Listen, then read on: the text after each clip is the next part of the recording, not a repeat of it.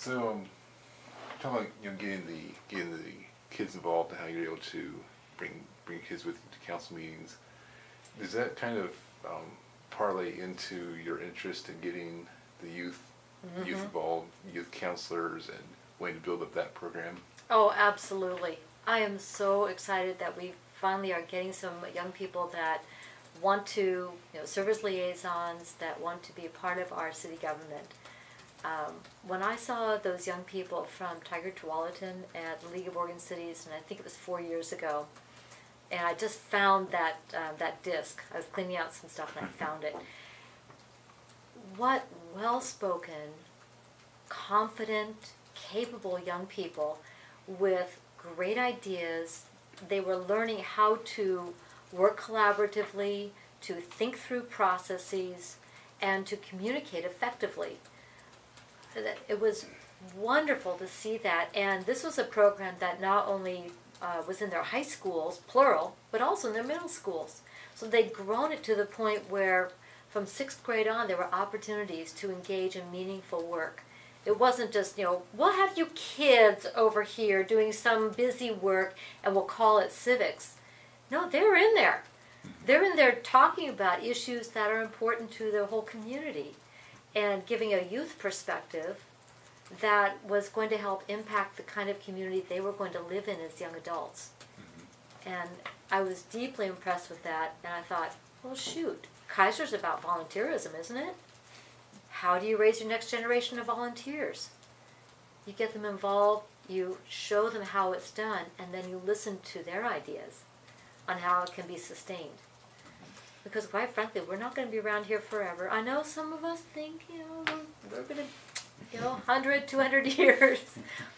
But we have to prepare the next generation. What better way to do it than to bring them alongside and listen to them and earn the right to be listened to? So how do you see, from what you saw that, I think it's 4 years ago, what we have now, this year, for the first time we have 2 youth counselors. We have one Parks Board, one City Council. Right. How do you grow this program to match or even exceed what you saw that inspired it in the first place? Well, what we saw was definitely several years down the road from where they had started. And I think this is a really good start. We're working with Jason Heimerdinger, who is a teacher at McNary, and he is the advisor for their leadership program. He already has about 4 or 5 students that would like to sign on for the rest of this year. And he has agreed to meet with the group that is serving after school periodically and have them talk about what they're learning, what they're experiencing, questions they may have, and help make it a learning opportunity, a learning experience. What I want to do at that point is have one of our council members meet with them to answer questions and listen to their ideas as well, so we can engage in more conversation with them.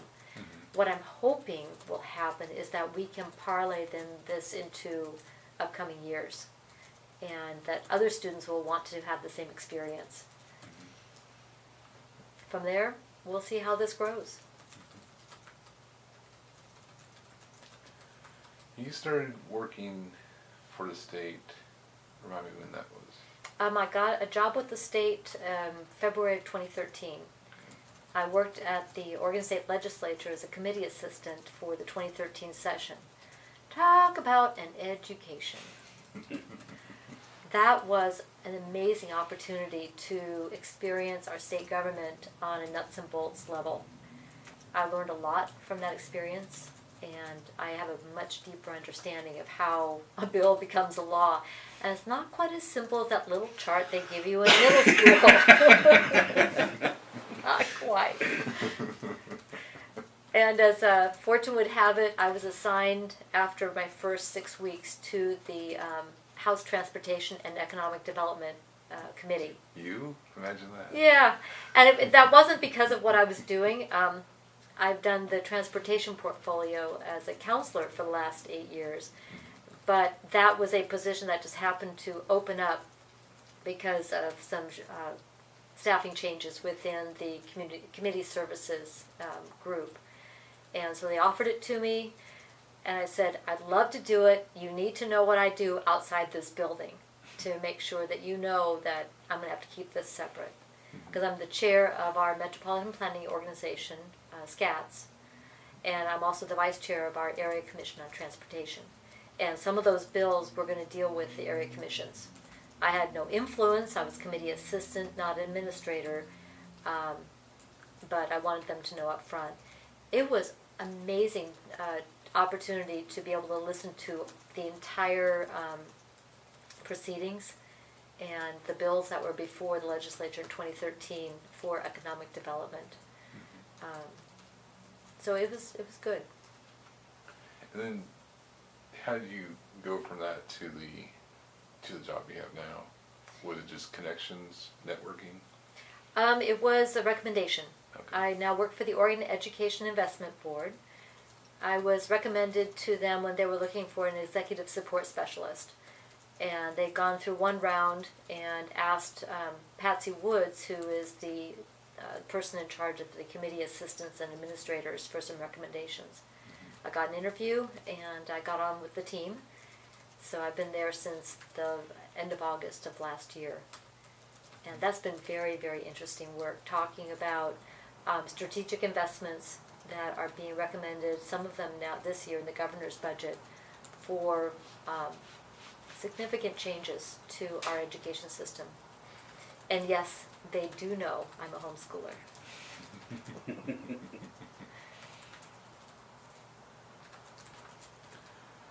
So when you have situations like that, and you talk about you kind of new exposure to the state government, seeing how that works, you're a lifelong learner then.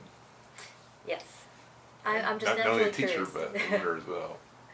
I'm very naturally curious. I love learning.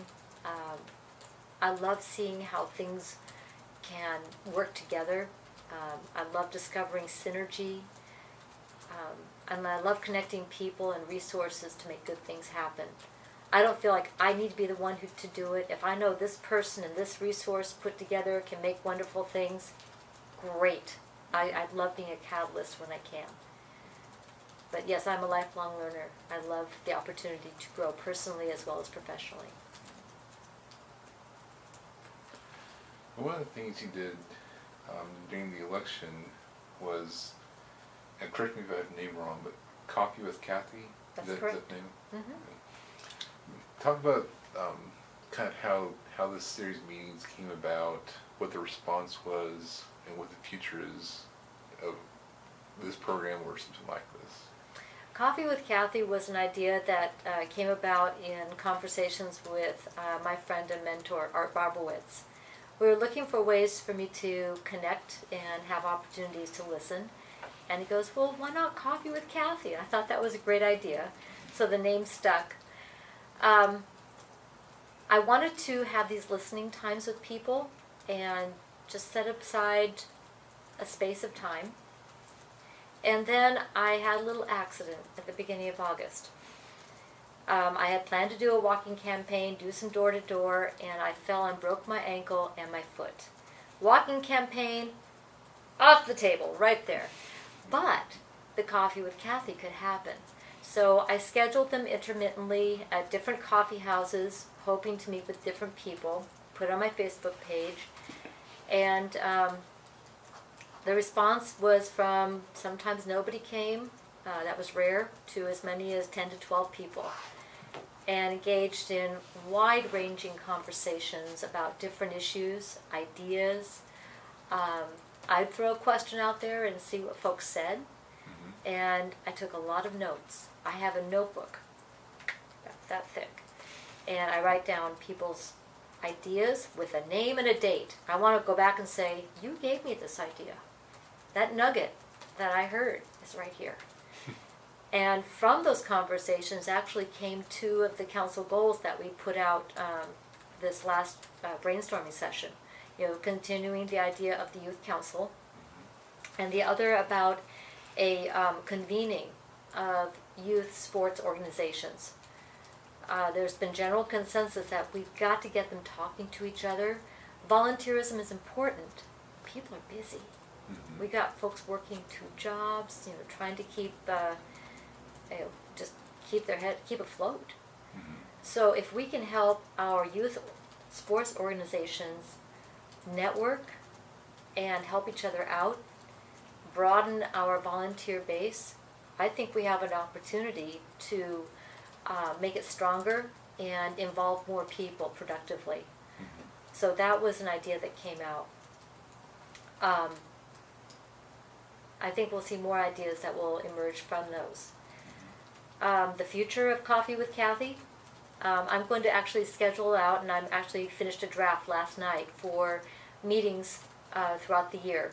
I'm scheduling at least one a month at different coffee houses. I need to talk to those managers before I put it out. And then I plan to not only put it on my Facebook page, but I've created a little flyer to post in the library and City Hall.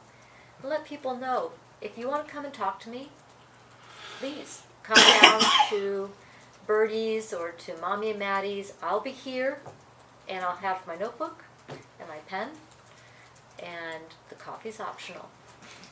But hopefully we'll have good conversation. Right. And the artwork for that is a photograph. It's a new logo I picked out, and that was produced by one of our local young people. Actually, she lives in Portland now, but she grew up here. Rachel Bush Emery. She's a barista, but she also does that latte art, and she has given me permission to use one of her photographs for my logo. Really? So credit to Rachel, who grew up with my daughter Emily.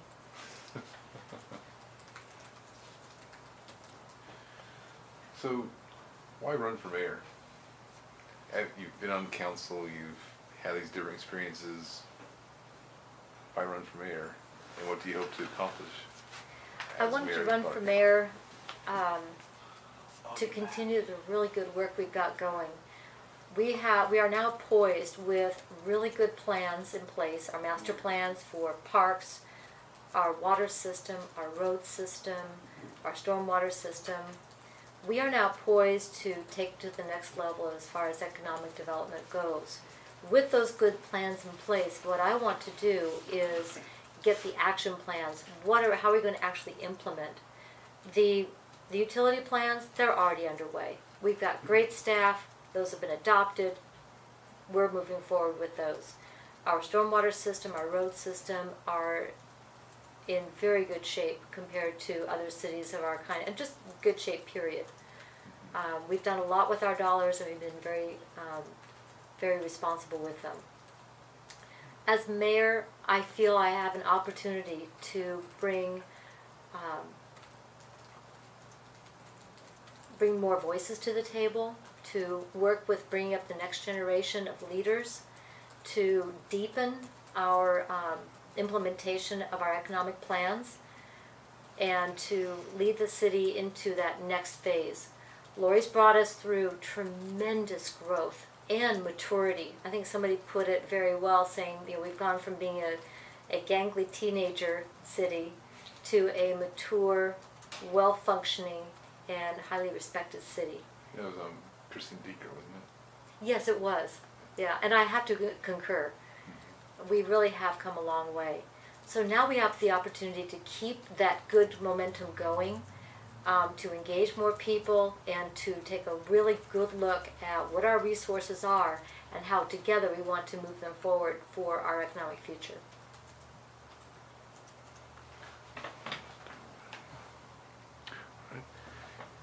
What are some things about Cathy Clark that people might not know in terms of interests, hobbies, those sorts of things? Well, I'm not real secretive about them. They might probably know about them. I like to run. I'm a runner, and I'm back at it now after my ankle injury. So people who live along Shoreline and Rivercrest see me running almost every morning. I don't do it for competition. I do it just for my own pleasure. And it's just a great release, and it's very relaxing, actually, to just go out and not think about anything and go where my feet take me. I'm a die-hard, long-term, hardcore Trekkie, and I think most people already knew that. If they didn't, it shouldn't come as a big surprise. I've been a Star Trek fan since I was 12. Really? And I actually went to one of the first Equicons in downtown Los Angeles. Really? Back in 1974. I think I still have the little brochure from that. So, yeah, big Star Trek fan. Every once in a while you hear me quote it, so. Am I a nerd? Yes, and I'm proud of it. Been that way since high school, right? I think I've been that way all my life, actually. That's what I've been told. The guys in my Algebra 2 class who hated my guts, look at me now. Yeah, the other Cathy in that class and I whooped their fannies, and that's just the way it was. So, yeah, I'm a nerd. We've always had dogs. I like dogs and pets and animals, and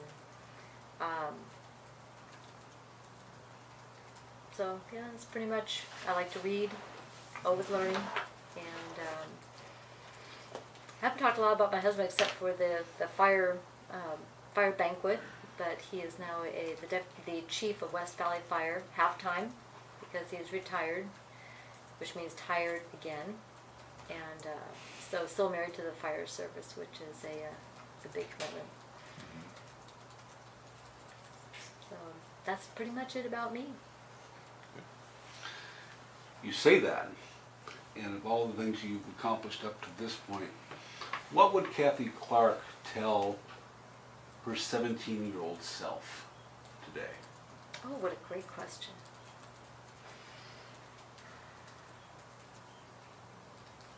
Don't underestimate yourself. That's what I would tell her. Doesn't sound like you've ever underestimated yourself. I have. And it was 17, yeah, did really well in school. Went on to college, did extremely well. But sometimes that doubt got in there and said, well, I'm not sure I can really commit to this. I'm not really sure I can do this. I don't have the confidence. And I would tell her, go for it. Go for it. Okay. One other thing I was going to ask you about was, you mentioned some different church activities you've done over the years. Mm-hmm.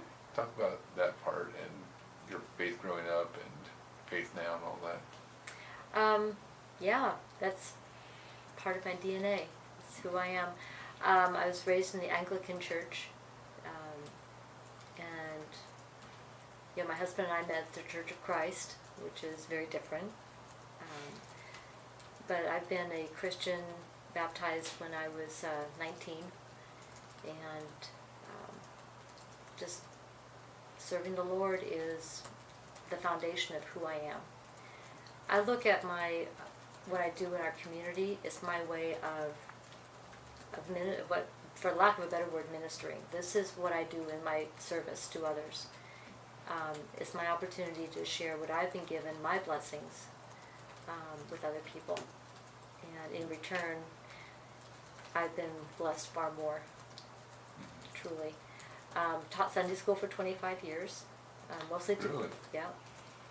mostly to preschoolers and elementary. I taught for 10 years at Dayspring. Huh. Yeah, I had the Leaping Lions, the 4-year-olds, and but I taught adult Bible studies. A friend of mine and I co-taught a Bible study at Davis through InterVarsity Christian Fellowship, and that was wonderful. There was one Bible study group. I was the only non-Asian in the whole group, and that was a lot of fun. And the Asian students were from all different cultures and countries. What a great opportunity that was. We serve now at Countryside Christian, which is just catty corner from Dayspring. Mm-hmm. Have a new pastor now? Yeah, we do. Yeah, John Thompson is our new senior pastor. Sing and worship team. There's the other thing that people may not know about me is I do sing. If they heard me at Volcano Stadium, I've done the national anthem a couple times. But I started singing in church choirs when I was 2nd grade. Really? Yeah. And the other thing people don't know about me is I played violin. I took up the violin in 8th grade, and I played in high school and college. And I have an album of the Berlioz Requiem Mass.